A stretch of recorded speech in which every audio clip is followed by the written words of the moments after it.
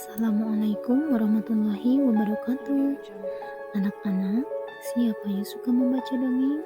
Kalau kalian suka, kali ini ibu akan mendongeng loh. Yuk kita cari tahu dongeng apa ya. Halo anak-anak, selamat datang di pembelajaran 10. Pada pertemuan kali ini kita akan membahas tentang kisah teladan Wali Songo. Kita simak sama-sama ya. Wali Allah artinya orang yang beriman dan bertakwa kepada Allah. Sedangkan berdasarkan dalil Al-Quran, pengertian wali Allah terdapat dalam Al-Quran surah Al-Mumtahanah ayat 1 yang artinya teman setia dan orang yang dapat dipercaya.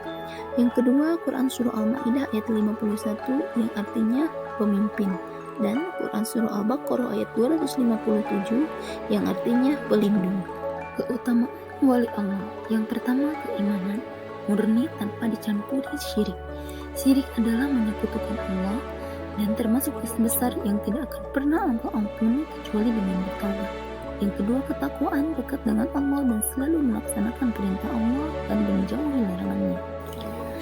Apakah kalian pernah melihat gambar-gambar para wali ini? Ya, ini adalah Wali Songo atau biasa disebut 9 wali, yang artinya sebutan bagi para penyebar agama Islam di Indonesia, khususnya di tanah Jawa. Dan ini adalah gambar Wali Songo yang lebih detail, di mana di sini ada 9 nama wali. Yang pertama Sunan Gresik, yang kedua Sunan Ampel, yang ketiga Sunan Bonang, yang keempat Sunan Derajat, yang kelima Sunan Kudus, yang keenam Sunan Giri, yang ketujuh Sunan Kalijaga, kedelapan Sunan Muria, dan kesembilan Sunan Gunung Jati. Baik, kita bahas satu persatu. Yang pertama Sunan Gresik atau Maulana Malik Ibrahim. Dia berdakwah di lereng Gresik, Jawa Timur. Melakukan dakwahnya melalui perdagangan dan pendidikan pesantren. Beliau mengajarkan cara-cara baru untuk bercocok tanam.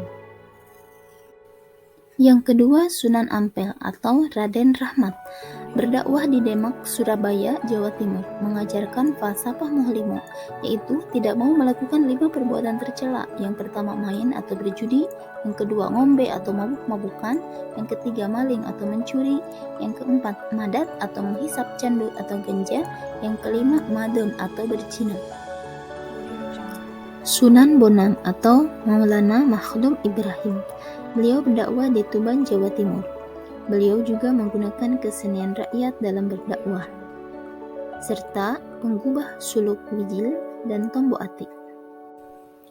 Sunan Derajat atau Raden Kosim berdakwah di Derajat, Paciran, Lamongan, Jawa Timur.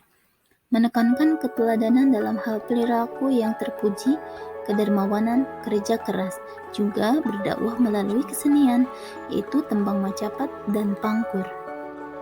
Sunan Kudus atau Ja'far Shadiq. Beliau berdakwah di Kudus, Jawa Tengah. Berdakwah di kalangan kaum penguasa dan pria Jawa dan terkenal dengan Masjid Kudus. Yang keenam, Sunan Giri atau Raden Paku. Beliau berdakwah di Gresik, Madura, Lombok, Kalimantan, Sulawesi, dan Maluku. Dia pun berdakwah melalui kesenian, yaitu tembang Islami, jamuran, citungan, jelian. Selanjutnya, Sunan Kalijaga atau Raden Syahid.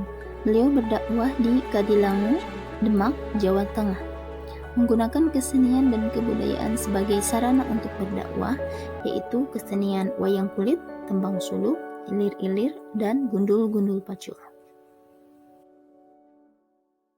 Audio Jungle. Dan yang terakhir, Sunan Gunung Jati atau Syarif Hidayatullah. Ia mengembangkan dakwahnya di Cirebon sebagai pusat dakwah dan pemerintahannya, dan kemudian menjadi Kesultanan Cirebon, yaitu berdakwah di Cirebon, Banten, dan Demak. Bagaimana anak-anak? Sudah bisa ya menyebutkan makna wali Allah, menyebutkan nama-nama dan keteladanan Wali Songo? Agar kalian lebih paham lagi, coba kerjakan soal-soal evaluasi setelah video ini ya. Selamat mengerjakan dan tetap semangat. Sampai jumpa. Assalamualaikum warahmatullahi wabarakatuh.